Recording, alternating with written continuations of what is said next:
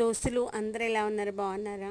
పూరి అంటే మనకు మెత్తగా ఉంటుంది కదా, కానీ ఈరోజు చేసుకుంటే పూరి మిగిలితే ఒకవేళ ఒకటో రెండో రేపు తింటాము. కానీ ఈరోజు నేను చేసే పూరి మెత్తగా ఉండదు, క్రిస్పీగా ఉంటుంది, పొరలు పొరలుగా వస్తుంది, చాలా క్రంచీగా ఉంటుంది, నెల రోజుల వరకు కూడా నిల్వ ఉంటుంది. ఈ యొక్క పూరి ఎలా చేసుకోవచ్చో చూసేద్దామా?